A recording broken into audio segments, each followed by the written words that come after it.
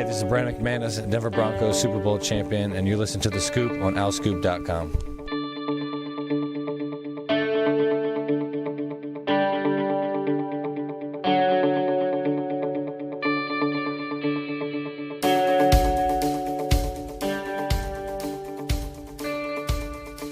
Hello, everybody. Welcome back to The Scoop. This is Season 6, Episode 30. I'm John DiCarlo. Sam Cohn and Sam Newman are with me, as always. And look who's back. Kyle Gauss, wearing a... you want to tell people about the T-shirt you're wearing? It's just a goat with the number 21 on it. You should switch the numbers, flop them, so it's like 12. Yeah. That very congested man is Sam Cohn. Yes. You do Do I sound that bad? You just sound a tad congested. It's because the quality of his new mic is so good that we can hear everything just so well. That could be it too. Sam and I have the same mic now. Yeah, so you guys should probably feel pretty left out. Sam, one of those mics is mine, just saying. No, the original Yeti mic. I didn't break it. It's just not working as well anymore. He was mad. What could I have done to break it? Do you honestly think I'm sitting here like a toddler? What do you mean? What could you have done to break it? There's a million things you could have done to break it. Literally, like plug it in, and you could have spilled soup on it. You could have knocked it over with your knee, like your elbow. There's a million different ways. I do love soup. I'm not blaming you, but I do love soup. That's not completely implausible, but I've not spilled soup. It's possible. It could happen. Sam needs some soup. Sam Cohn needs some soup. Episode 30. I could use a warm bowl of soup. Yes. Famous 30s. Bernard Pierce. Yeah. Ken Griffey Jr. Mm-hmm. Steph Curry. One of them. Terrell Davis. Who else? TJ Simmons, famous 4-star from Lakeland. TJ Simmons, one of the 4 stars that didn't quite make it. Cliff Floyd. Cliff Floyd. Nolan Ryan wore 30. I thought you wore 34. Can we just say I love that this is something that I started a year ago and we're still doing it? Yeah, and I feel like we're at 34. Yeah, the last several episodes we've not been good at it. I feel like. I mean, but coming out of the chute right away with Bernard Pierce is good. Still one of the best Temple running backs of all time. His NFL career never. And we're 30 with the Angels. Nolan Ryan did. Okay. So bam, count it. Yeah, I think Bernard Pierce is probably the most applicable due to the Temple connection. Yeah. Anyway, heavy podcast for you guys. North Philly connection. 30 North Philly connection. One of Rasheed Wallace. Yep, Rasheed Wallace. Yes. Rasheed Wallace. Good pick. Anyway, good to have Kyle back. Good to be talking to all of you again this week. Thanks for tuning in and listening. It's going to be a football heavy podcast. Spring football is back. The weather's nice today as we're recording. We are not able to be at spring practice. Rod Carey said this week something to the effect of it's good to have you guys back. If CDC guidelines and Philly guidelines change, we will potentially be able to see some spring ball. Who knows if that'll actually happen. But in the meantime, it's talking to the coaches, talking to players. But we've had a lot of media access this week. We've got some clips to play for you guys from Rod Carey, Mike Uremovich, Jeff Knowles, Jadan Blue, plenty of good stuff. Got some basketball recruiting to talk about.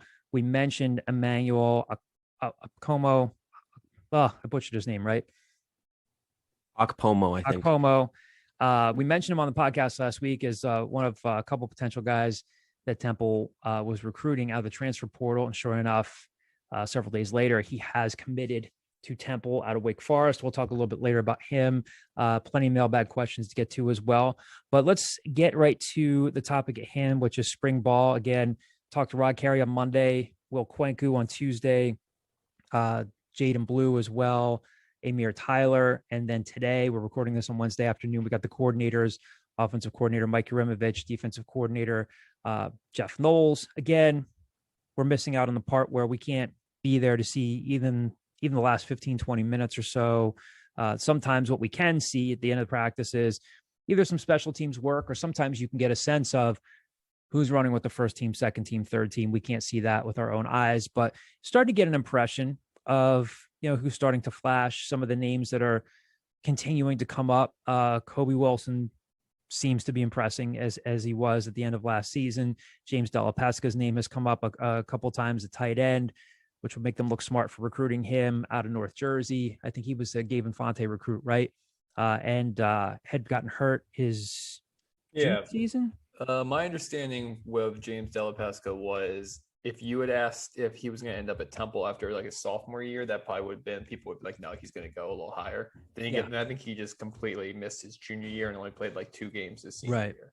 So that was a guy where they just took a flyer on somebody that has the potential to be better than his recruiting ranking. Yeah. And, some of the other names have come up: Trey Blair, Yvonne Rigby, Jordan McGee at linebacker. Obviously, one of the biggest stories of the spring is going to be at quarterback with D'Wan Mathis, Deuce Mathis. Got some stuff on him from Rod Carey, from Jadan Blue a little bit later on. I know it's a general question for you guys, but you've been in the media sessions. What are your general impressions of what you've taken from, some of the conversations so far? Well, I guess just first and foremost, I mean, I think the talk about D'Wan Mathis has been, what kind of we expected. I mean, they love his athletic ability, love his arm. I mean, I think from what we heard from Jadan and even just Amir Tyler, just the way that they've been talking him up. I mean, Jadan, we knew that. I think we knew this we confirmed it on our own, but didn't report it, that Jadan and Randall had been reached out to by D'Wan, and he kind of confirmed, and Jadan confirmed that. And it seemed that they built that relationship and got there and continued to build it. And it seems pretty strong. I mean, I know that we kind of expected him to come in the camp, not like, he has to win the job, but pretty much his to lose at this point. And that's kind of the expectations that what we anticipated and kind of what we've kind of heard so far. I don't think anything's been too surprising, but, definitely the quarterback situation. And actually, I take that back. I think the way that Mariano Valenti has been talked about, not like generally surprising, but like encouraging, definitely encouraging that you have 2 quarterbacks being talked up like that, especially when they have no idea what they're going to do there. So those are my takeaways.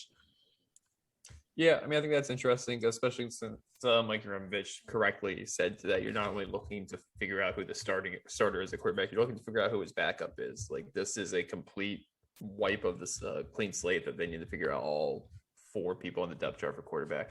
But I'll say what kind of stuck out to me was a comment from Rod Carey on Monday, where he said, talent-wise, the cornerback room is better this year than it was last year. And that's a room that lost a guy that started for like 3 years in Linwood Crump, is presumably, unless something miraculous happens, going to lose a guy in Christian Braswell via the transfer portal. So despite those 2 departures and Kamir Brown, who just left, talent-wise, they are better at cornerback. I don't know if I fully agree with that yet. I think maybe you can make that argument a little more once Cameron Ruiz is here and they have a Big Ten quality cornerback in the room. But if that's the case and they can end up getting productivity to match that talent, then that's a gigantic step in the right direction. I was going to mention, but Sam beat me to it, about we've heard more about Mariano Valenti than I think we may have. It's encouraging to hear good signs from him, but I was going to mention probably my biggest takeaway is that we've heard understandably good things about Jadan Blue and Randall Jones, but to hear Devon Fox and Jose Barbone's names thrown around a little bit as guys that obviously have room to grow, but have at least shown flashes of a couple good days to start spring practice, I think is encouraging in that receiver room. And Kyle mentioned before we got on the air here that, you kind of often don't hear when you ask a player what they need to get, their teammate needs to get better at. You don't hear as honest of an answer as Jadan kind of gave me when I asked him about Jose Barbone. He was like, he just needs to start catching the ball with his hands because he likes to catch it with his chest. And, I talked to Jose Barbone. Hopefully we'll have a story up on the site later this week or whenever that gets up. But, I think he knows it. The entire staff knows that he's ready to take that step up. He has elite athleticism, definitely a very fast player, pretty decent blocker. They're waiting for him to take that step up. And you obviously need a third receiver to step up with Brandon Mack exiting the program. And to just go off Kyle's point about the cornerbacks. I asked Jeff Knowles about this today.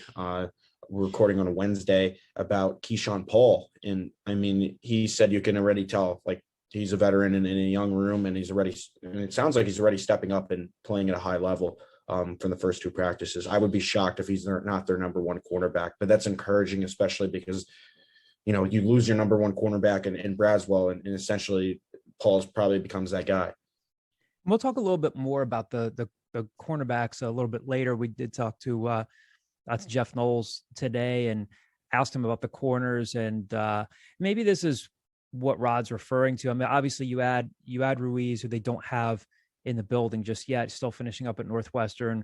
We've talked about, Sam just mentioned Keyshawn Paul, and then some of the younger guys who are fast, like a Deion Hawkins. I asked Jeff Knowles about him. We've got something on him a little bit later in the podcast. They just moved Jeremy Jennings over there. Jeff Knowles, you'll hear him say a little bit later, likes what he's seen from him, a guy from our neck of the woods, Downingtown East, who's always had speed and just really hasn't been, I guess, good enough to get on the field, whether it was as a slap back or something like that. He played both positions at Downingtown, playing running back, I think playing some receiver and then playing cornerback. So maybe he's found a home there, but maybe they feel like they have more pure speed over there. Again, certainly they've lost some experience. We'll get to that in a little bit. One of the things that Rod talked about on Monday was, of course, just how hard they were hit in the transfer portal. We'll play this clip for you. This is him just talking about the makeup of the team. I think there was a slight twinge, which is fine, where you can, I think, kind of hear him getting a little defensive about, the door swinging both ways in the portal and saying, hey, we recruited it just as much as again, I'm paraphrasing here, as much as we lost players to it. So we'll play this first clip for you here. This is him talking about the makeup of the team. But no, I like our team makeup. The door swings both ways in the transfer portal, and it's not an exit only. It's also an entrance. And so we feel like we have, done exactly what we should have done and improved our football team. Simple math would say that, when you're at a group of 5 school, you'd like to take guys from Power 5 school. And we've done that. And in some cases we've reached down. Those are those exceptions, but we've certainly done that and improved our football team. I mean, did I read that right? Do you guys felt like he got just like a tad defensive there when he was talking about the portal? Again, there's no question they lost a lot of players. Yeah, they lost a lot of guys, but again, I don't want to say it becomes a moot point. Obviously, if Arnold Ebiketie goes and has 12 sacks at Penn State this year and becomes a second round draft pick, it's gonna hurt them. And we'll see what guys like Isaiah Graham Mobley and Chris Banks do up at Banks is at Boston College, right? Yeah. And then of course, losing some of the other guys that they lost, Russo to Michigan State. But if Majay and David Wugugu to Rutgers. I mean, I think you're completely right. I think there was a tinge of a twinge, whatever you want to say, of not defensiveness, I guess, there. I mean, think about this from the Rod Carey perspective. You've been hearing about this for 4 months now. Yep. Like, this is something that, this has been every single storyline for the last 4 months has been Temple hemorrhaging this. And if I'm him, part of me is like, hey, we've also added 10 guys to this team via this. So, I'm sure there is a bit of defensiveness, but until they go out and they right the ship, that's the storyline. Until September it comes and they can, if they beat Rutgers or if they beat Boston College or if they go 8-4, then then the storyline changes. But until then, you were completely right to ask about it. Yeah. And at the same time, just piggybacking on what Kyle said, that's just going to be the topic of conversation because we can't go at spring practices and see the new transfers, and you won't see who they've added on the field until September. So it becomes it's more about who they lost and not who they gained up until we actually see on the field. And I think that's kind of, where the fan base stands at. And I mean, John, I think it was a totally fair question for you to ask. I think Carey's probably just sick of it at this point because they've moved it. They've turned it around. They've moved a new leaf. They have the covenant. They have the Temple Tough covenant. They have the all-in wristband. So they're trying what they do they're trying to do what they can to mitigate that. So I understand his response. And if Gil and Teray, again, we know this, if Gil and Teray contribute the way they think they can contribute. Again, Jeff Knowles had some great things to say about them today. If Will Rogers gives them, I don't expect him to give them maybe what Arnold Ebiketie had the chance of giving him this year. But again, who knows? We'll see. Obviously, again, if those guys step in and play the way that they think they can, and if if a guy like Keyshawn Paul comes in and really doesn't lose a step from where he was 2 seasons ago at UConn, then like Kyle said, then it changes the narrative and you say, yeah, we lost some guys, but we didn't really miss a beat with the guys that we had. The other big storyline, of course, is the arrival of D'Wan Mathis, obviously a big time recruit, former 4-star recruit, had committed to a couple of places, right? To Ohio State. And then where else am I forgetting before you ended I up at think it Georgia? was Michigan State, so his hometown school. Then he flips to Ohio State. Then Justin Fields transfers to Ohio State, so he flips to Georgia. Right. So obviously, again, you guys, most of you who are hardcore Temple fans know by now, started Georgia's opener, was eventually removed from the game, had the concussion, didn't finish out the season as the starter there. But again, arrives with a lot of potential. Rod's going to be asked about him, was asked about him this week. We asked Mike Uremovich about him this week. But here's Rod Carey talking about the guy who would, again, nobody has anointed him the starter just yet. We mentioned Mariano Valenti earlier. Real Mitchell's in the mix to a certain extent. Maybe Matt Duncan's there, but like obviously a lot of intrigue surrounding a guy of his caliber. So here's what Rod Carey had to say about D'Wan Mathis on Monday. The number one thing that he has to do this spring is just get comfortable with the offense. All the physical abilities are there. He can throw, he can run, the whole deal. But when you're talking about, a guy who he's only played in a few college football games, right? He just has to learn this offense, which is a new offense, and then he's got to get comfortable so that those decisions can be, made at the speed which they need to be made at. Right now, it's just a steep learning curve. So that would be my goal for him. All right, so there you have Rod Carey just saying, again, the number one thing he has to do is just get comfortable with the offense. I think anybody that we've talked to so far has said, yeah, more or less, he's been as good as advertised in terms of his arm, his physical tools, can run it. Again, you'll hear a little bit later. I think it was Mike Uremovich who said today, yeah, he's in here a lot watching film. You'll hear, can't remember if it's one of the clips we're going to play for you, but Jadan Blue had talked about as soon as D'Wan Mathis committed, he reached out to Jadan, reached out to Randall Jones. They said, the preparation's there, all the physical abilities there. He's just got to really get settled in and, and get comfortable with the offense. Again, it might sound like the obvious question to ask. And again, we're not there, we can't see with our own eyes if he's sailing a bunch of throws or if he's hitting on a bunch of throws or if Mariano Valenti comes in and runs the first team offense and looks really sharp. We can't tell you with our own eyes. All we can really do is ask the coaches, but I mean, it sure sounds like they're heading in that direction where it does. I hate to say, it's this person's job to lose unless you're talking about, a bona fide NFL starter or someone like that. But are you guys getting that impression that it really is his job to lose and it's kind of heading in that direction? I mean, I don't know who. It sounds like Valenti is the guy that maybe, no disrespect to Real Mitchell, who saw some time last year. It feels like those are the two names that keep coming up and keep coming up. I think so. It is his job to lose at this point, not because like they promised him anything, but just because of the sheer athletic ability and probably what he adds to the offense. I mean, when you hear Mike Uremovich talking how they might have 8, 12, 14 design quarterback runs or something like that, that obviously points the finger to, okay, maybe D'Wan Mathis is going to be your starting quarterback. But it also points the finger that in life beyond Anthony Russo, Temple is going to have more mobile quarterbacks, and they're probably going to have, that probably more of a traditional Northern Illinois offense than we saw with Russo, because I know they finally tried to get Russo kind of mobile and running before he got hurt, and he did have those 2 rushing touchdowns against Navy, but he obviously didn't have the athleticism that D'Wan Mathis or the guys behind him possess. So it'll be interesting to see, but I think right now the way that's tailoring, the way they're talking about is like, yeah, they would love for D'Wan Mathis to come in and win the job, but I mean, he has to win it outright. So I think looking at it that way is totally fair. Yeah, I would agree. I don't know if I'd use the phrase quite yet, like his job to lose, but it seems like it's going that way, right? I mean, we're 3 practices into the spring. So you still have a while to go I know what they're saying. I think they practiced in helmets and just shorts and helmets on Sunday. Just based upon what people have posted on social media. Like Jalen Ware was posting stuff on Sunday. So I think, whatever, we're a handful of practices into the spring. It seems like it's going that way. The pedigree's there. The fact that he's the only one that actually has real starting experience outside of Real Mitchell. I would think it's going that way. I think it's still going to be an open competition. Rod Carey said, hey, ideally, you hope somebody comes in and blows them away and we could name this on April 30th and we go into the summer knowing this. I don't think that's going to happen.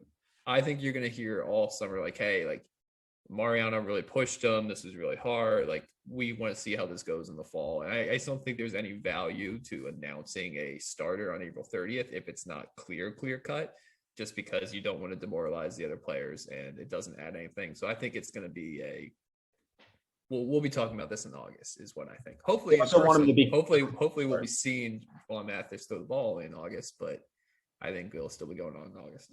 I think also, I mean, it comes down to April 30th. How comfortable is he with the offense at that point? Right. I mean, I think Mike Uremovich even had a question or a comment today where he said, like, we mean like the offensive coordinators and office staff have been like up watching practice. Like, we haven't been down there on practice with him. And he's had a couple times a week that he can like go and meet with Coach Craig Harmon and learn the offense. So like, he's still early days with learning this offense, and you hope that it's complex enough that he can't learn it in 3 days. So I think this is something that just for the betterment of everybody, it's going to stretch on for the next 4 months. Betterment of everybody except for the people on this call right now, because we're going to have to answer the same questions about this for 4 months. Yeah, and I asked Mike about that today, and he said something to the effect of like, I've been around all sorts of different situations where sometimes after a week, sometimes you don't know at all, and but we'll get to this clip now and talking about Jadan Blue. Obviously, a big deal that he's coming back. It would have been even worse if Temple had lost players like him and Randall Jones. And again, after around the holidays,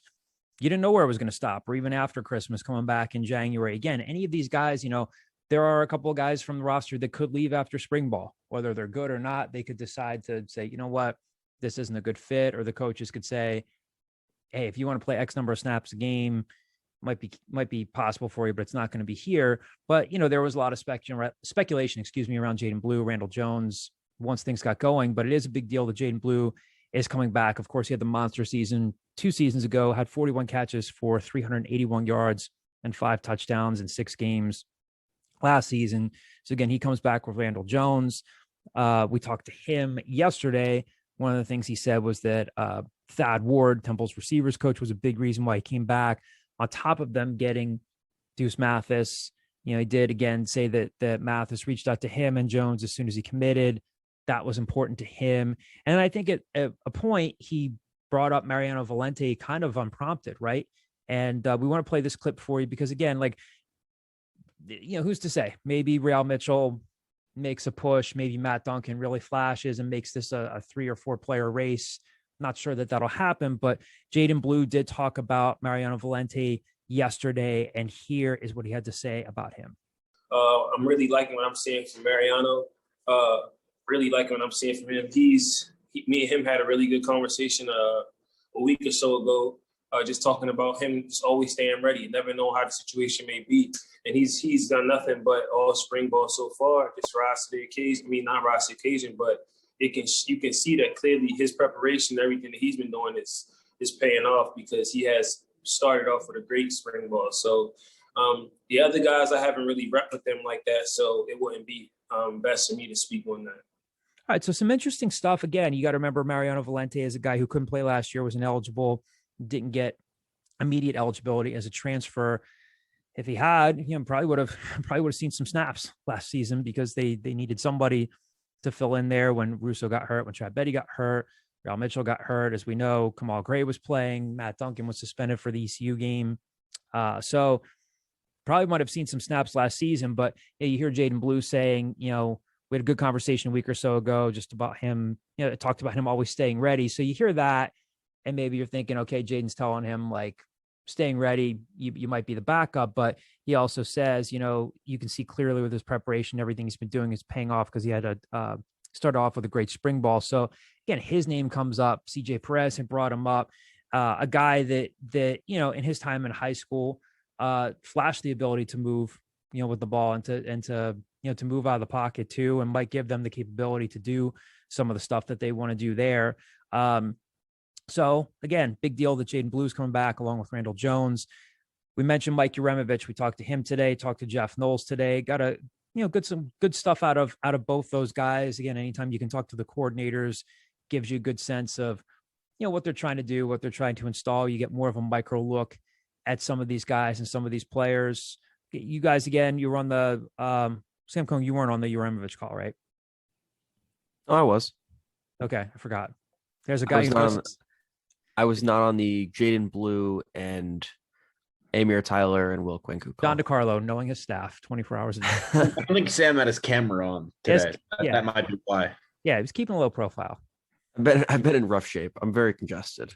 Yeah. Kind of rolled out of bed into class and then rolled out of class into the press conference. I didn't think people wanted to see my face. You sound a little like Matthew Broderick as Ferris Bueller, like when he had left a message. When he used to make the fit though. Yeah. Yeah. We could do a Save Sam. Have you heard about Sam? He's in rough shape.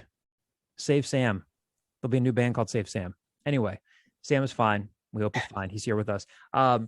But during that call today, Mike Uremovich, went in depth about, pretty much all the position groups.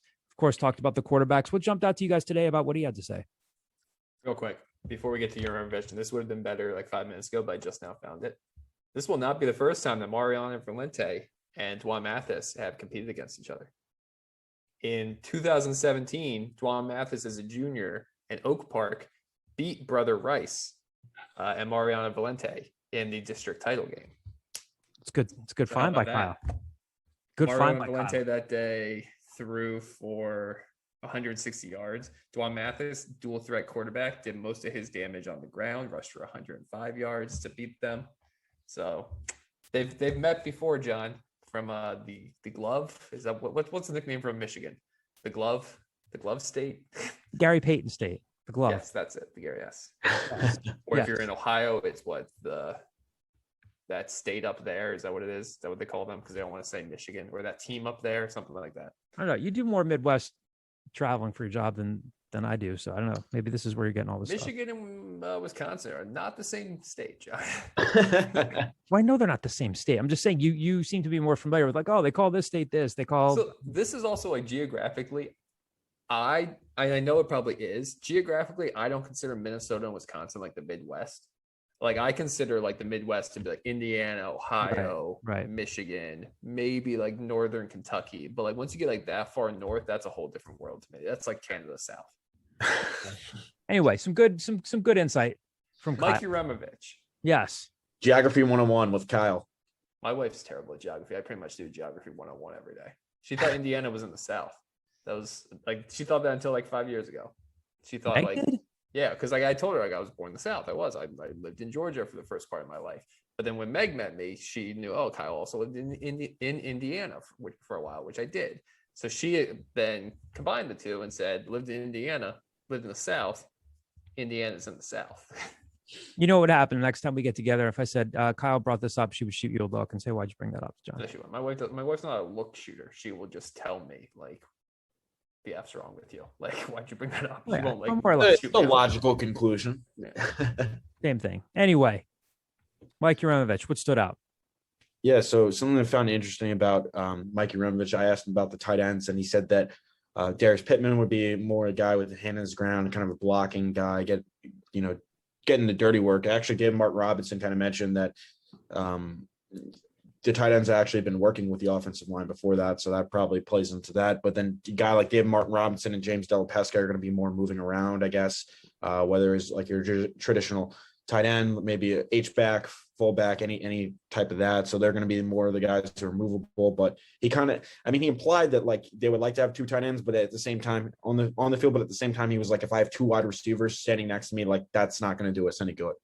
So, I mean, maybe that's kind of a sign that he's hopeful that some wide receiver, like a third wide receiver, will step up or whoever. But I think they have a pretty good, solid top three guys in the tight end room. He mentioned Vincent Picozzi's younger brother, Nick Picozzi, is somebody who gotten stronger, and it probably is a blocking tight end by trade. But James Della Pesca, the way that they've been talking it up, he seems like he can be a guy who can make a real impact just based on if he's able to see the field or not. Yeah, for sure. I mean, I thought that was interesting because James Della Pesca, when he first committed, it was kind of like, hey, what position is he going to play? Is he going to play linebacker? Is he going to play tight end? Because he's only 6'2", which is not what you normally typically think for a tight end. But if he's playing more of like an H-back role as a tight end, that makes some sense. Then you're putting his athleticism against mismatches. One of the things that kind of stuck out to me, real quick, when we talked about, hey, we said, well, if there's two good wide receivers standing next to me, I'm not doing my job right. We kind of keep forgetting about Ahmad Anderson, the Purdue transfer, who's an established guy and might be their third wide receiver. And if you get Jose Barbon in there pushing for third or fourth wide receiver, that's great and all. But I just combine them with Randall Jones and Jadan Blue, and you just named four guys that are pretty tiny. You're missing Brandon Mack at that 6'5" rate. So I'm wondering if you pretty much have two names that can kind of compete there at wide receiver. Jordan Smith or Ronnie Stevenson are taller guys that might be able to kind of fill roles in smaller situations. Jordan Smith's name has come up as like a guy that people are a little excited about. He was a decently recruited guy, might finally get his opportunity. But that might be where the tight ends kind of factor in. If you can't get that production from a tall wide receiver, then you go with a jumbo package, and you go with two tight ends on the line there and see if you can get production in the red zone that way. One of the things that stuck out to me was somebody asked him, is it easier for the offensive linemen to kind of adjust this spring, knowing that regardless of who's behind them, like they have to tend for a dual threat quarterback? And Uremovich mentioned that's easier. Like, yeah, there's some power situations, but they know that like regardless, they have to kind of buy time for that. The offensive line is going to be interesting to me, not necessarily because of who's going to be starting. I think there's a good chance we can name off the 5 starters now: Isaac Moore, Adam Klein, CJ Perez, Joseph Hooper, most likely, and Michael Neese. It's just what order are they going to be in? One of the photos that went out on social media this week has Adam Klein at left guard. Mm-hmm. Adam Klein didn't play left guard last year. Adam Klein played right tackle 2 years ago. I think he shifted into right guard for a little bit. I think he played left guard, didn't he? Is that where they started him at? I thought that was Picozzi. I think he played at left guard eventually. Oh, because Picozzi was initially left tackle, right? Because Isaac Moore. Yeah. Okay. So that, like, things are still shuffling around. Does Joseph Hooper move to right guard? Does Wisdom Corshi start at right guard? Like, there's still just a combination of where are these guys going to be. I understand that they like to cross train. They want flexibility, but at a certain point, you have to learn how to play that position. So that'll be something to kind of keep. One of the other pictures on social media I believe had Michael Neese playing right tackle. So it appears that they like him there. I guess that's where he started the first 4 or 5 games there, right? Before he graded out pretty well there, I think, too. Yeah, and then I think David Wugugu ended up playing a little bit there at the end, but that was just out of necessity. So, I think they have 6 guys that they like. You probably need to develop a 7th and 8th, whether that's Sam Davis, whether that's Bryce Thoman, whether that's the guy on the transfer portal they haven't gotten yet. I think they still need to add a starting caliber offensive lineman, but that's a storyline to follow up. And that stuck out to me today is his talking about that offensive line group. A little bit more keeping with, not to turn this into the D'Wan Mathis podcast, but again, Mike Uremovich was asked about D'Wan Mathis, what he liked about him, what he's seen so far from the former Georgia quarterback. And here's what Mike had to say about his potential starter under center. The group as a whole, just in general, they're all really hard workers, as they should be. They're quarterbacks. They're all students of the game. They're all learning the offense and the package that we're putting in. Obviously, D'Wan comes here as a new player. I'm excited about his athletic ability. He does throw the football really well, and he is a guy that works hard at the game. You know, he's been here this spring. We haven't been on the field, but he's been able to come to the meeting room by himself and watch a lot of film. There's certain times throughout the week he's been able to meet with Coach Harmon, with the other quarterbacks, to start to learn the offensive package. So again, you hear some of the stuff there that some other people have said. He's not a one-dimensional quarterback. He can do both. Sometimes you get guys that are known as athletes or pocket passers. He can do both. So some would call that a dual threat quarterback. A dual threat quarterback. So again, it sounds, again, for the 15th time, we're not down there watching with our own eyes, but it sounds like so far, like he's doing all the right things. I think everybody, I think particularly the coaches, I guess, even if D'Wan has come in wanting to, be as prepared as he can be, being a good teammate. And again, we're getting access to him, this week? Is he talking this week, next week? Yeah, I think he's Friday. So we should be talking to him soon, which would be cool. I would imagine that the coaches probably want to have a healthy level of saying to him, yeah, just because you were Georgia's starter for 1 game last year doesn't going to mean you're going to cruise in and get the job here right away. And that's not to say that he said that either. Again, we'll be talking to him this week, but sounds like so far he's been doing all the right things there. So we also talked to Jeff Knowles, Temple's defensive coordinator, today. Got some good stuff from him, kind of just went through every layer of the defense. I thought, again, one of the maybe the things that stood out to me is, again, Kyle mentioned earlier in the podcast, pointed out that Rod Carey had said, I think we're a more talented team. I think he said we're a more talented team, a better cornerback room this year than last year, which is a bit of a statement to make considering that you lost a couple of guys there. But, a couple of guys that Jeff Knowles talked about today, a guy like Deion Hawkins, a guy like Jeremy Jennings, said they're both flat out fast. They can run. If it's just a matter of putting it together technique wise, they could have their next group of corners. That stood out to me as maybe one of the themes. Of course, these guys get asked about things, but that seemed to be a theme to me today, that they feel like they could maybe be better than people expect at corner. What did you guys take from it? Yeah, absolutely. And I think that you kind of saw that a little bit in who they targeted in the transfer portal. When you get guys like Keyshawn Paul and Cameron Ruiz, guys that are established stars, but they're also juniors. Like, they didn't go out and add like 4-year guys at cornerback. They added guys that can kind of bridge them to that next gap in my mind. Like, they like Deion Hawkins. They like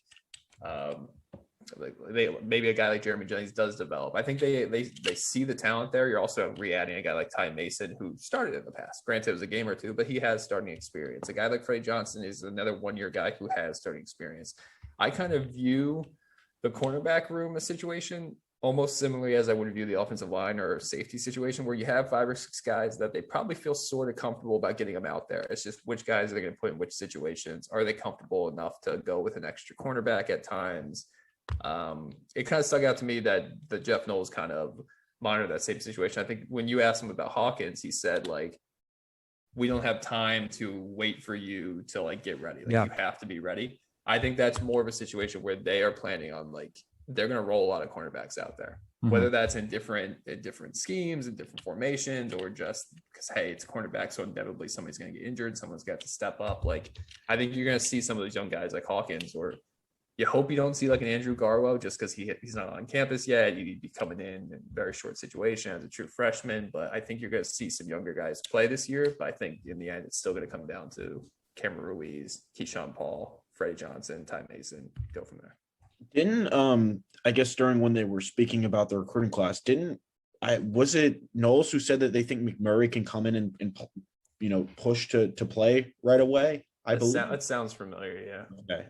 I thought that was the case, but he's Kyle, playing right now. Yeah. Like they're playing the spring season right now. Yeah. I mean, Kyle covered it all, I think, with the cornerback room. I think Temple might go with that 4-2-5 formation where they play a nickel. I mean, they mentioned, or I think Amir Tyler mentioned yesterday, that they'd be comfortable seeing Chauncey Moore or Jalen Ware in that slot. Yeah. I mean, I guess that might be plausible if you see Winston lining up with Tyler. But then also another guy would be good there is Cameron Ruiz. I think he got exposed more playing an outside role at Northwestern, and why he kind of was on more of the bench. But when he was in the nickel, he played very well. So, I mean, obviously him not having the spring ball kind of hurts because he had the Northwesterns and trimesters, and he graduated in March. So there's not really a way where he can just graduate and, hey, I'll show up on Temple's campus and start taking school right when the semester's about to finish. But but he's also an older guy with 3 years experience. So you probably feel more comfortable with him missing that than somebody else. I believe that he also I think you mentioned he's a junior. I think he's a senior, but he still has 2 years of eligibility if he wants it. He has this year, and Harry told him if he wants another year of eligibility. He played as a redshirt junior this year, but this year doesn't count towards eligibility. That's right, yeah. So he's just a redshirt junior again next year. Academically, yeah. I mean, he's a senior now, like he's graduating, but eligibility wise, like. So he has 2 years. I think both him and Paul still have 2 years of eligibility left. Paul obviously didn't play this year because UConn just said like F it, but yeah, they both have 2 years. What's interesting, you mentioned 4-2-5, and that's interesting because it's a quote unquote good problem to have, and it's kind of funny to be saying this when you're talking about a defense that was just so depleted last year and gave up like monster numbers towards the end. But like when you go 4-2-5, that's only 2 linebackers, and they've mentioned that 1 through 6, there's 6 guys out there that have like experience at linebacker that are going to be competing for playing time. So if all of a sudden you cut that down to 2 linebackers, that'd be interesting. We're also Quantel Rains playing the Bubo position. We haven't really talked about. I feel like he gets. I feel like there's a situation on offense, a situation on defense where these guys are just kind of screwed by the 2020 season, which is Quantel Rains at Bubo and Nazir Burnett at wide receiver, where you go, these were 2 pretty significant transfers. They were Power 5 transfers, and we just aren't talking about them at all anymore because there's been 10 more transfers since then. Yeah, there's so much stuff to get to. Again, you mentioned Deshaun Winston. His name has come up. And when I say a lot, again, we're just a few days into this. Knowles was asked about the opt-outs today. So that includes, as you said, Quantel Raines, Trayvon King. Again, a lot of times, and I realize this in spring ball, preseason camp, these guys get asked about players. You say, who's flashed? A lot of names come up. And then obviously once the games start, you get down to the nitty gritty on stuff, or you could, if we're able to watch a scrimmage or two or ask about a scrimmage or two, then some things really start to come out in the wash. But yeah, those names came up today. Quantel Raines, Trayvon King, Deshaun Winston. Winston's name has come up a couple of times. So these are the names that are starting to take shape as some of the guys, particularly here, the opt-outs that we kind of, I don't want to say we forgot about, but they were kind of out of sight, out of mind for that reason last year, or last season, as crazy as it was. I think real quick, just to add credence to that, I think Sam Newman, when you talked to Jeff Knowles, didn't he say like Deshaun Winston was a guy that, or maybe it was either that or is during one of the signing day things. He said like he showed up back at the EO and you were like, oh crap. Like I think even Jeff Knowles had forgotten about, not like actually forgotten about him, but like he'd been out of sight, out of mind for close to a calendar year. And he shows back up. He mentioned today that like he showed up and it was obvious that he missed football and he's more locked in now than he was a year ago. And so another name. Also, sorry to interrupt you, which also presents like not a good problem to have, but then you kind of limit what you can do with Alex Odom and Trey Blair, who guys are emerging. So it's kind of a product of just a weird season. Honestly, it feels weird again to say about a team that had so many defensive problems, but like other than like maybe defensive other than the defensive line, which was ransacked by the transfer portal, every other defensive position group to me, I'm thinking to myself, like, how are they going to get all these guys in the field? Mm-hmm. Like safety, how are they going to find enough snaps for everybody? Corner, how are they going to find enough snaps for everybody? Linebacker, all of that. But the defensive line is just that question mark. I think they're going to be fun to cover in the offseason here in spring ball and in preseason camp, because again, whatever these takes are worth, you talk to some Temple fans, you talk to some people and say, you know what? Jadan Blue and Randall Jones came back. Maybe Rayvon Bonner and Iverson Clement can jumpstart the backfield. Maybe Deuce Mathis, if he's as good as advertised, maybe the offense is going to put up points, but you look at that defense and you think, oh boy, there are a lot of holes there, a lot of question marks. But as Kyle said, I think there are a lot of, I think putting the pieces together, that could be one of the great stories of the season where, again, like a Deion Hawkins, like really plays a lot of football and you think, wow, he does have elite speed, the speed that they thought coming out of the Haverford school, and Rodgers is what you think he is, and Winston comes back. And I agree with you. The cynical fan might say, don't give me that crap, but how are you going to get snaps for all these guys? But I think it's true, between the opt-outs and between maybe some of the freshmen who become redshirt freshmen, guys taking that next step, I do think that they could potentially have more talent and depth. Granted, a lot of it is untested depth, but I think that could be a great story at every level of the defense this year. Again, we know who they lost, but if some of these guys come in and fill in, and they are guys that you can develop over the next couple of years, that'll be a great story to cover. Again, we go back to Kobe Wilson. Again, he's another one of the big names. And again, those of you who have followed the program, you're familiar with him. He committed to Memphis, flipped from Memphis, right? Had a Georgia offer kind of late in his recruitment, which jumped out. And so again, that caused some intrigue. And, he played some last season, got thrown into the fire. And again, his name keeps coming up. A bunch of people have brought his name up and seems to be as good as advertised. We asked Jeff Knowles about him today, and here's what Jeff Knowles had to say about his linebacker. He's got a contagious energy about him. There's something about that kid. He's going to be a special player. That's all I can tell you, other than, his effort that he plays with. He is pushing George Reed to better himself. And the guy loves football. Like, he's the kind of guy I want to coach. He cares. He loves football. He's a team player. And he's just got that great energy about him. And I think everybody notices it. Even on the other side of the ball, people notice Kobe. Right? He's going to be a good one. He's got some work to do, but he's still young. He's going to be a really good one for us. All right. So there you hear him talking about Kobe Wilson. The one thing stands out to me, he said he's pushing George Reed to better himself, and that guy loves football. He's the kind of guy that I want to coach. And he talked about George Reed as well, too, and about how George has had a presence. And I think one of the things Jeff said, I don't think you heard it necessarily right there in that clip, but earlier in the conversation, he was talking about George Reed. He said, look, George knows that Kobe Wilson's trying to take his job but he's being a good teammate. He's being a good leader, giving him pointers. So George Reed, a guy that has kind of been a guy that's just developed slowly. Again, if you're a cynical fan, you say, well, he had to flash last year. Somebody did because, some guys got hurt, but George Reed did take a step forward. So if he's a leader there, and if a guy like Kobe Wilson is as good as advertised again, maybe they've got some good young depth there at linebacker as well. So again, we'll have a lot more, spring football coverage for you throughout the next few weeks. And of course we have some mailbag questions to get to that are definitely football centric, about special teams and all sorts of other stuff. We'll flip over to basketball and we'll go back to our congestion ridden Fred, Sam Cohn here, who broke the Emmanuel Okpomo news, the Wake Forest transfer. Mentioned him again on last week's podcast. In his lone season at Wake Forest, again, the stats aren't going to jump out to you. Just averaged a shade over 1 point a game, racked up 24 rebounds, had 11 blocks through 14 games. A guy, and I'm sure you'll hear Sam say this in a second, his defense is ahead of his offense, but a guy that they targeted in the transfer portal and got him. And here's a guy who's a little bit more of a traditional big and that he's a legit 6'10".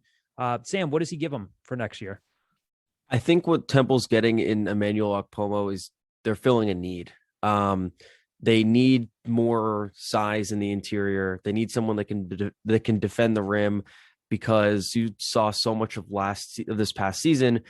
Jake Forrester can only do that for so long before he gets into foul trouble, and they didn't really have someone else that could take on that role. So then they start to it kind of forces their hand to play a smaller brand of basketball. And that's when you see lineups of like JP at the 5 or Dre at the 5 or whomever. So I think bringing in a guy like Emmanuel gives you a 6'10" rim protector that can defend, and you don't necessarily need him to put up insane points on the offensive end. You really just need him to help clear out the middle, maybe be able to catch the ball in the post. And as Aaron McKie talks about, play inside out, be able to get the ball inside, be able to then kick the ball out, find shooters, be able to work on the offensive glass and maybe get a couple putbacks. But I think what they're getting is a guy that's really going to complement Jake Forrester's game, because it gives Jake a little bit more room to play into his own. Emmanuel can then take on the opposing team's like best interior presence, defending the post, and that just gives their big men a little bit more breathing room. And we've seen a lot more of towards the end of this past season, we saw a lot more of Nick Jourdain stepping out to 3-point land. I think you're going to see something similar in Sage Tolbert. Emmanuel said he can get up and down the floor pretty well. He said he's got speed. He thinks his size is really what's going to help him. And at Wake Forest, he just didn't have a chance to develop his game offensively the way he wanted to, the way he felt like he needed to. So he said coming to Temple will be a chance for him to work on that aspect of his game, but he thinks that he can have an impact when he gets to campus.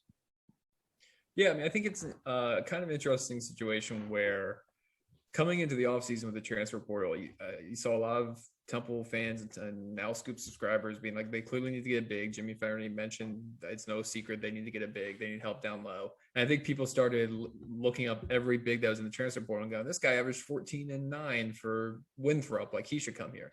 And I think kind of the opposite of what football did. I think Temple went out and got a 4-year guy that they would have been ecstatic to get coming out of high school. And they view that, hey, this guy's a project, but we think we can develop him. I do think he's a much more traditional big. This is a guy that when he was like an 8th grader was on a skyrocket trajectory. He was 6'10" as an 8th grader. He's this guy that you look up YouTube highlight videos of him just dunking on other 8th graders, which, side note, being 6'10" as an 8th grader must be like the most uncomfortable thing in the world. Your body's just like exploding and you're just like towering over lockers. Like, going to like the Sadie Hawkins dance with like a 4'8" girl. Like, it has to just be an unbelievable experience. You came out on the other side, Emmanuel. But yeah, I think he just brings a dimension that they did not have on this team. I think Sam put it well when he said, like, you don't need to run the offense through him. You don't need to feed him down low and just let him go all this time. If there's one thing that Temple doesn't need right now, or if there's one thing that Temple probably has a surplus of, it's guards that want the ball in their hands and the offense to run through them a lot, with Caleb Ballot coming back and Damian Dunn coming back and Jeremiah Williams playing point guard. Like, I feel like they just need somebody to be defensive presence down low. He's a block shot threat. He has a 7'4" wingspan. I think he, size-wise and kind of dimension-wise and the type of player-wise he is a perfect fit in the sense that they needed this. He's the biggest guy on the team now. He's 6'10", he's 220. You get 4 years out of him. You hope you can develop him. You hope Jason Ivey, who isn't a coach but has involvement in practices and whatnot, is able to put his fingerprints all over him. So The other thing, I think it's a quality get. the other thing I'll add, and take this for what it is, but one of the things I talked to Jeremiah Williams about when he first committed was Temple was his third school in 3 years.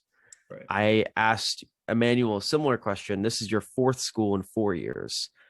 He was at Huntington Prep in Virginia. He was at Oak Hill his senior year. He's then at Wake Forest and now Temple. What is that transition like? And he said, it hasn't been easy. I feel a sneeze coming. I'm sorry. He said it's been a tough transition, but he feels like he made the right decision. He said he feels happy. He doesn't feel like he's going somewhere that they're not going to need him or that he feel uncomfortable. He said this is the decision that he feels happy about. He said, obviously, he said the last year or so has been pretty hard on him, but he feels happy with the decision he makes. With the decision he made, he feels like he made the right decision, and he's just looking forward to play at Temple. And he's built a pretty good relationship with Chris Clark and Aaron McKie so far. Yeah, all that on top of being in a foreign land. I mean, he's a Nigerian that has been playing basketball in America for 5 years. So that's just something that, you can't imagine what he's been going through mentally. So you hope that that's a situation where you're getting somebody that's already so mentally tough, dealing with real life situations. The last Nigerian center that Temple had, Michael Eric, ended up being a pretty good center. Yeah. There is a track record there. Temple might have beaten San Diego State in the tournament if they had him. Yeah. I mean, he was playing on that season. He was just playing on nothing. Yeah. And his knees finally gave out. Yeah. I think he's still playing on the Nigerian national team. And he's playing professionally over. He was in Turkey for a long time. Now he's playing in Moscow, still making a living playing basketball, turned into a very good, a fringe. He went to camp with the Mavs? Was he in with their D-League team? Right. So a fringe pro. The nicest in the world. Super nice man guy. Mike's tremendous. He's an awesome guy. I'm going to play a clip for you in a second. Sam, you want to intro this one? This is from your conversation with Emmanuel Okpomo. What's he talking about here?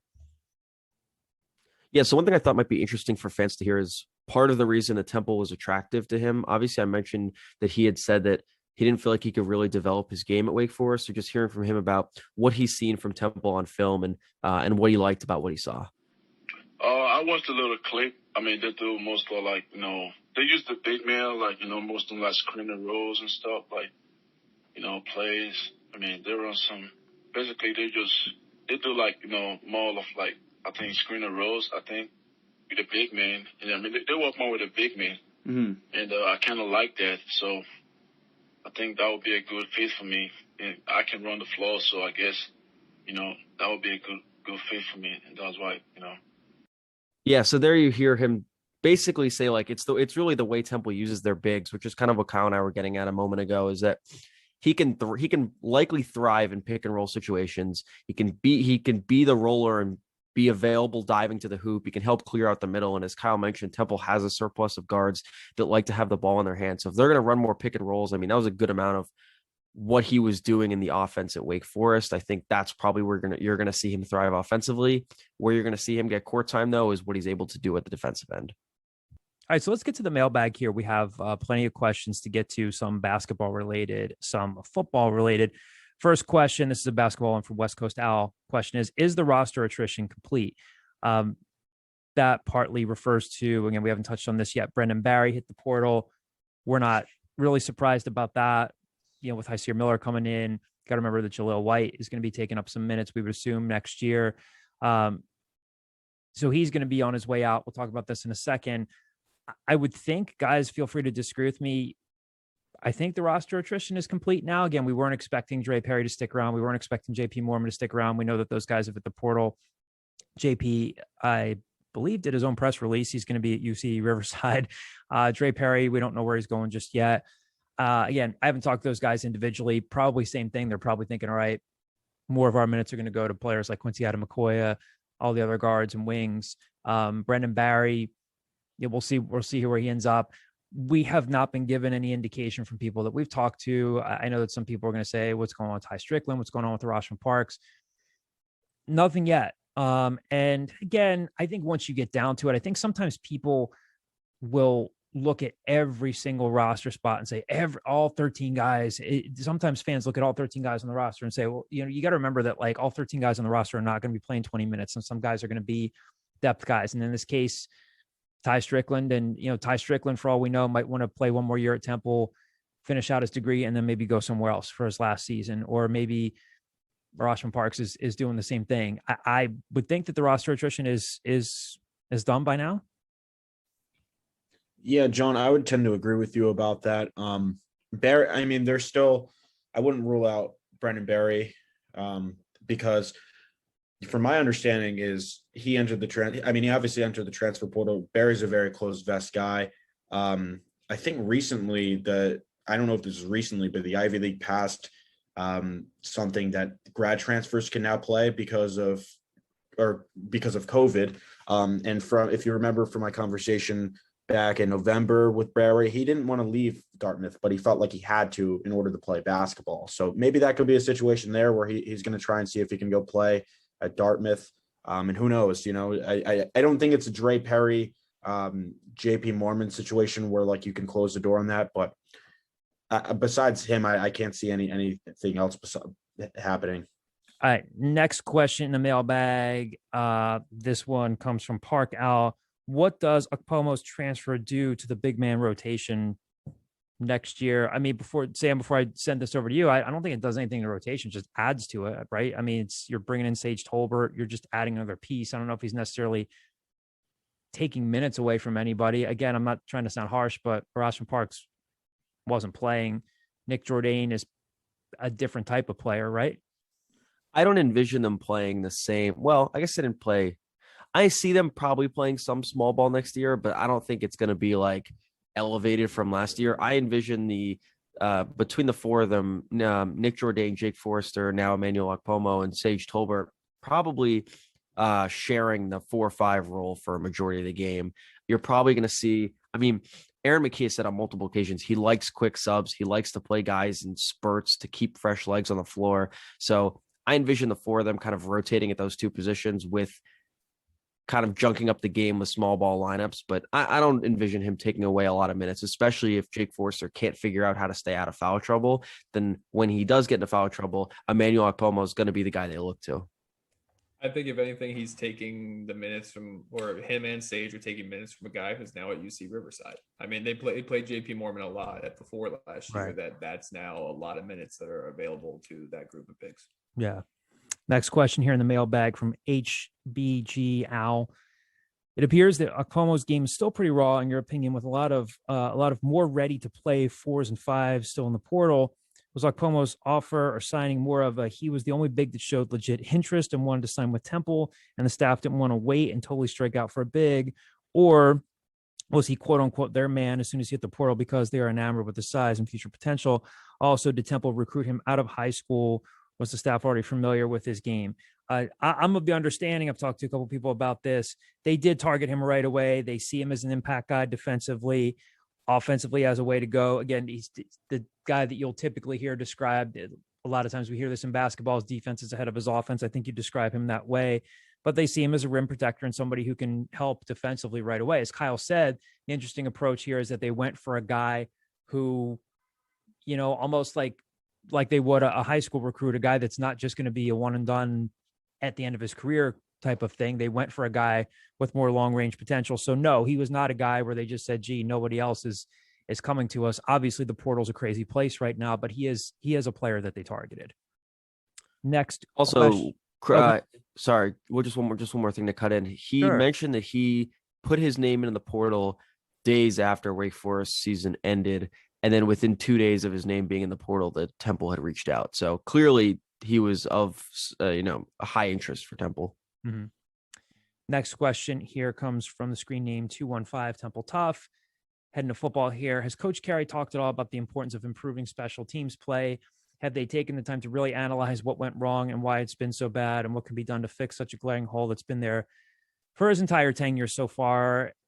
We didn't talk specifically to him, right? I actually, again, we get 15, 20 minutes with Rod Carey, in the weekly press conferences throughout the season when they're in person. Sometimes they can go half hour, 40 minutes, but I don't think he got asked about Well, I shouldn't say he didn't get asked about special teams.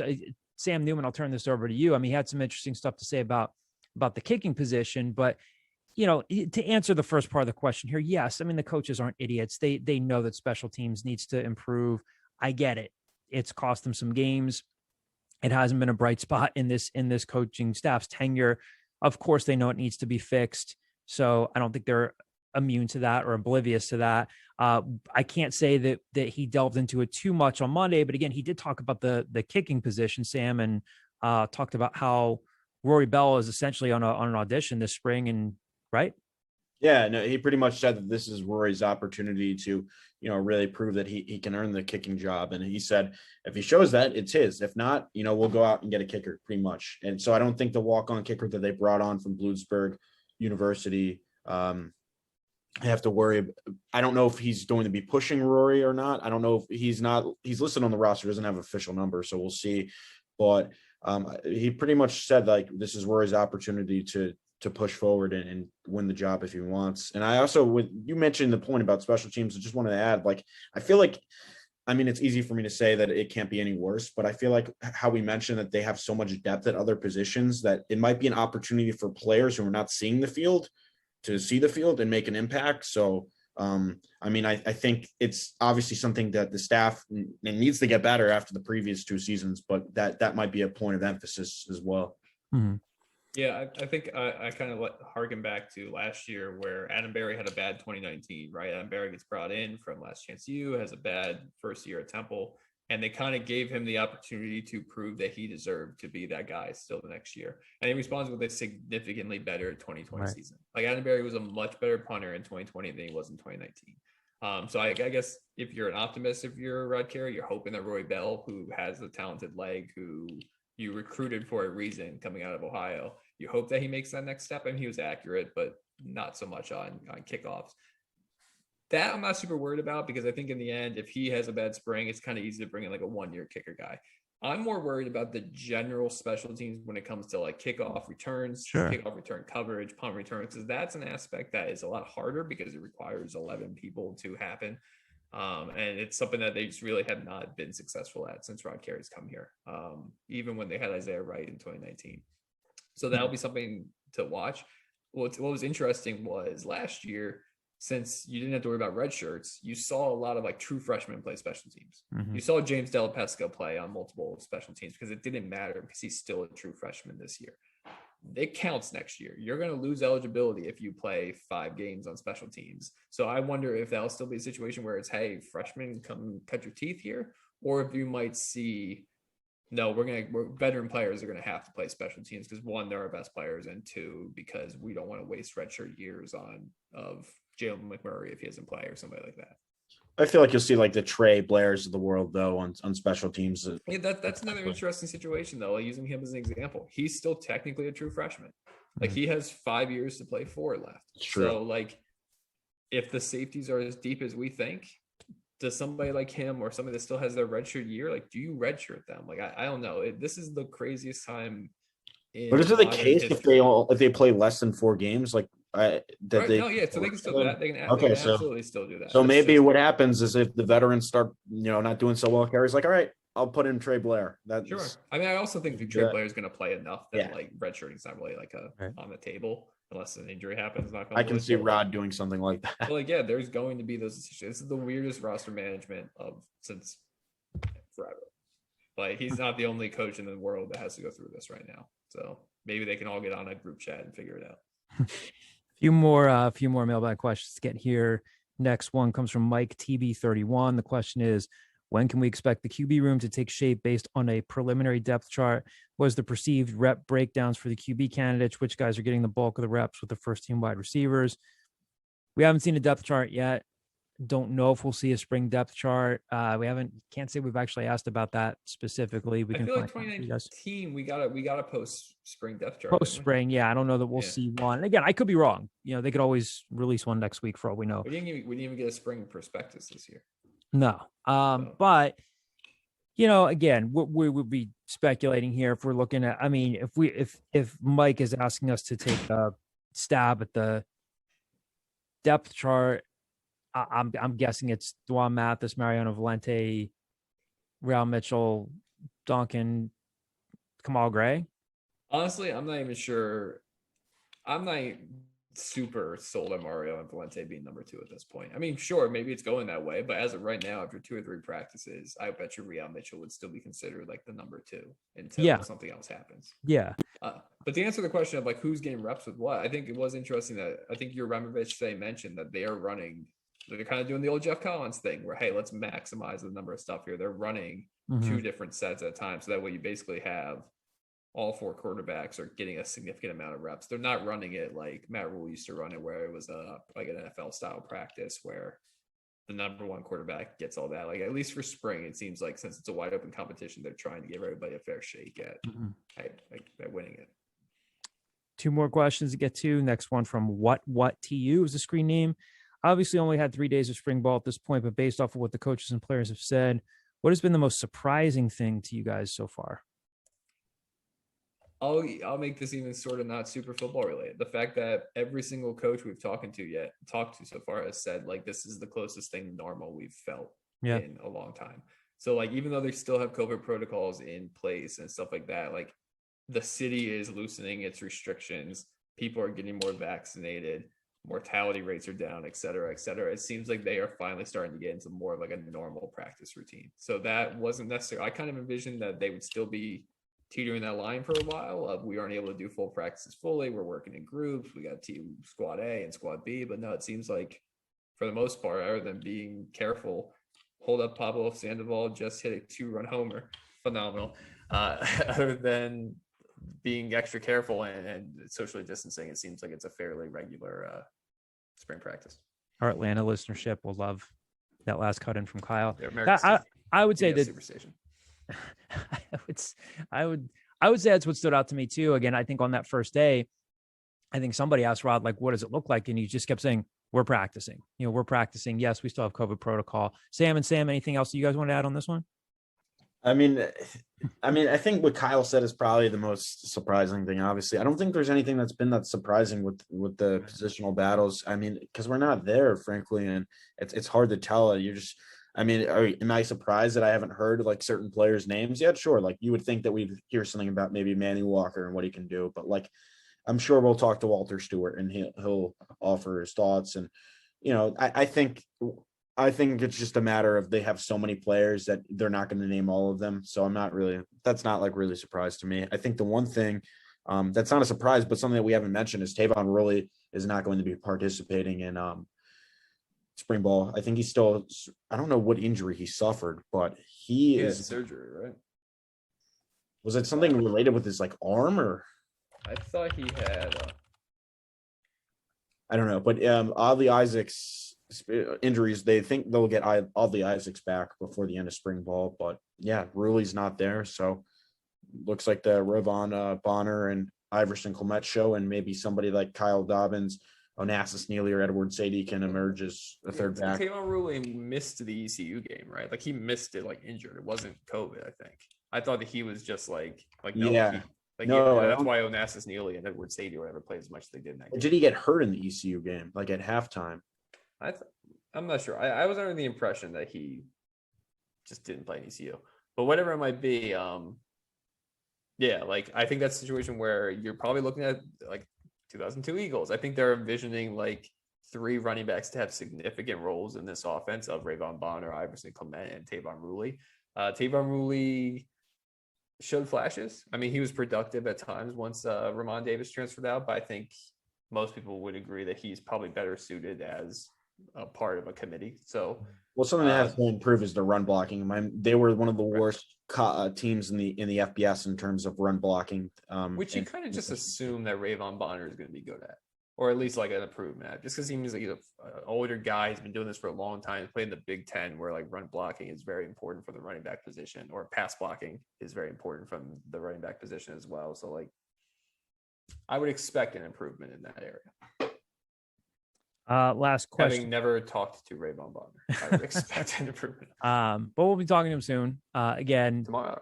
Yeah, fun thing about this again, and I think it's important to note, as you guys said, that when you're covering any sort of off-season stuff, the coaches are sometimes just going to talk I mean, they'll talk about the obviously good players, but sometimes, a fan or a reader might say to you, oh God, the coach didn't talk about this guy. And it's sometimes just because they just weren't asked about them. That's why a lot of times you'll hear, just from a procedural standpoint, some coaches will say, I don't want to leave anybody out. Who am I forgetting? Oh, how could I have forgotten about this guy? And sometimes someone listening to this podcast or reading a story might say, gee, this person's name isn't coming up. I wonder what's going on. It's just maybe nobody asked about them that day and didn't have time to ask about them, or the coach just said, oh, yeah, I forgot to mention. We have a small window to ask. They have a small window to talk. We're not going to go down the roster of all 95 guys. So, yeah, people fall through the cracks. Yeah.